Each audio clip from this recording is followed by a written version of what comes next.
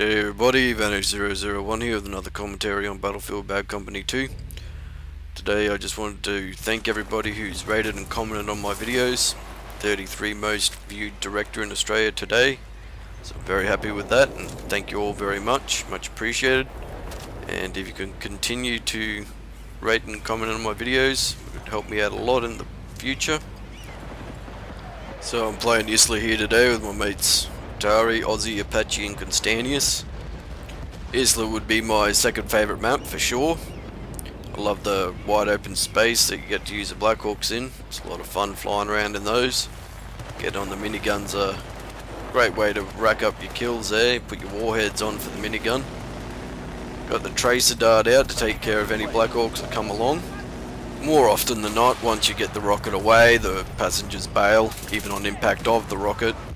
So you don't really get many kills out of it sometimes. If the players are good enough, they're out of the chopper before the rocket's actually taken it out.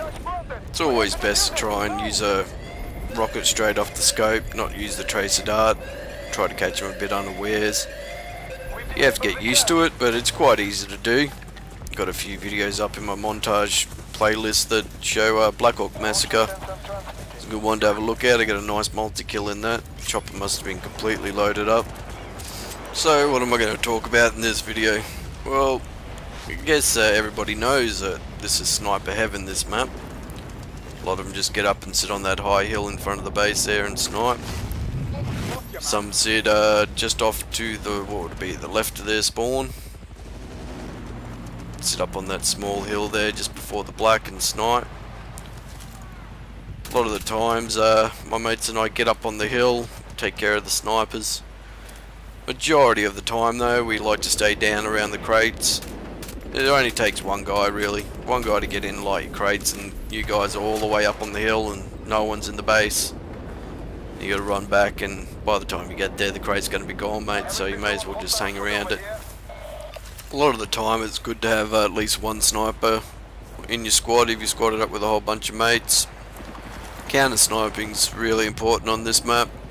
They are going to sit up there on the hill. You just, as you can see, they're popping off around me now. You can hear it. You get really sick of that sound sometimes, eh? Ping, pee, whiz, bang. Fucking, yeah. It really gets on your nerves after a while. I think that's Aussie standing up there on the fence. He's tempting the snipers. Having a bit of fun with them. Failing with the tracer dart right there, and I think Aussie just took it out with a rocket. The guy managed to get away and Constantius cleaned him up. It's a nice little spot to sit there where Constantius is behind those boxes. It keeps you low enough from the hill so the snipers can't see you, and close enough to provide a great defense on A crate there. So I think Aussie's still standing up on that fence and hasn't been taken out by a sniper. Now, I know for a fact, mate, if I was up on that fence, I would be dead in 2 seconds by a sniper. As I said, I'm sure I've got a nice little bullseye above my head that says double points for this guy. Yep, or I've got big head mode on, as Atari calls it. And they can pop me off from a mile away. So we're looking for ammo at the moment because we don't have any assaults in our squad. I was lucky enough to find a assault kit off a guy we killed before coming up along here, or someone we killed before. I think Atari might have picked him up. Here at Black Hawk above us, not too worried about him. As I said, these guys really aren't putting up much of a fight. They're not attacking, they're not really giving us a run for our money. As you can see, Aussie's still sitting on the bloody fence, mate. Yep. I suppose the gameplay's not too interesting at the moment, so I might have a bit of a talk about hardcore versus softcore, or normal mode as some call it. The reason I play hardcore is no kill cam. I know the kill cam's not the same as Call of Duty's kill cam. If you play the game long enough, you'll eventually work out where people are by the kill cam. And if you've taken up a nice little spawn position, you have to take a guy out, he's going to know exactly where you were. So I don't really like it.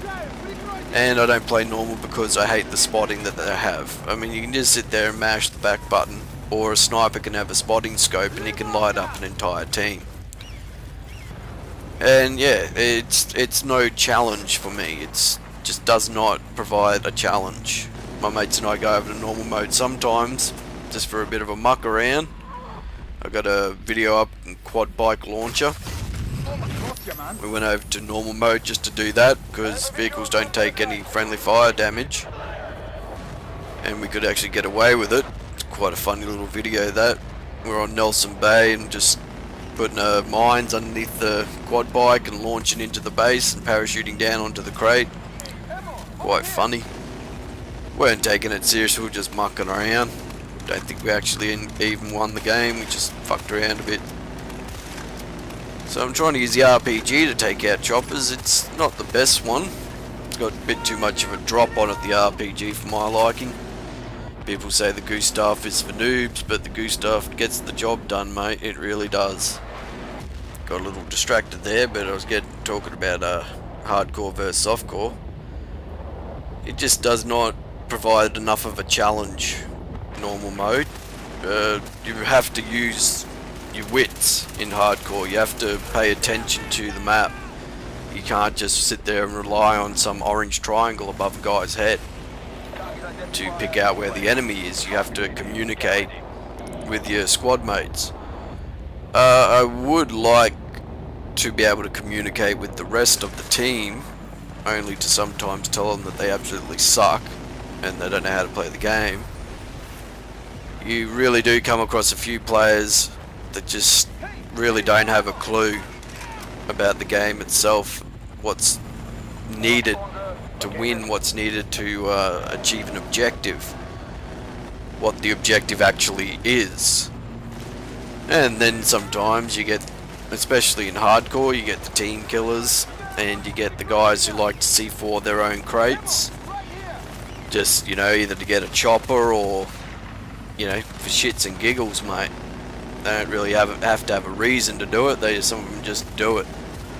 Came across a guy the other night and playing Port Valdez. He just decided to go through and C4 every single crate, and we ended up losing the game because of him. So the next game, my mates and I kind of messed him up a little bit till he quit. Now, it might not be the best thing to do, you know, taking it out on him like that, but it can be very frustrating, especially when you are putting up a good defense and you're weakening the enemy, bringing them right down, and some douchebag on your team decides to C4 the crate. I guess hardcore and softcore have that problem. You can't really do anything to someone C4 in your crate. In normal, you can't kill them. What it really boils down to, mate, is the spotting. Just don't like it. It does not make it interesting for me at all. As I said, a sniper, one spot and scope on a sniper, or like two snipers, and there's your whole squad lit up, mate. They know everyone is. I just don't understand why they made it so easy to spot. You just have to sit there and mash your back button to do it. When in the previous game, if you hadn't held your weapon on a player for a certain amount of time, he didn't show up. He didn't show up as a red dot. I mean, you actually had to look at him for a little bit for him to show up. You couldn't just sit there mashing your back button. So that's the hardcore softcore argument in my book. It's the spotting that ruins it for me. And probably also a little bit of the hit detection with us. You know, we like the fact that in hardcore it doesn't take an entire clip to kill a guy. We can kill a guy with a few rounds sometimes and they're dead, you know. It's probably the best thing about hardcore mode is, now don't take it the wrong way, I'm not bagging on normal mode.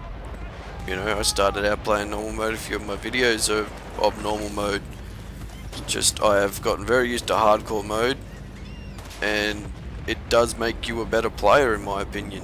If you play hardcore mode for a few weeks and then go back to normal, you will notice the difference. You really will. It will make you a better player. You'll pay more attention to what's going on.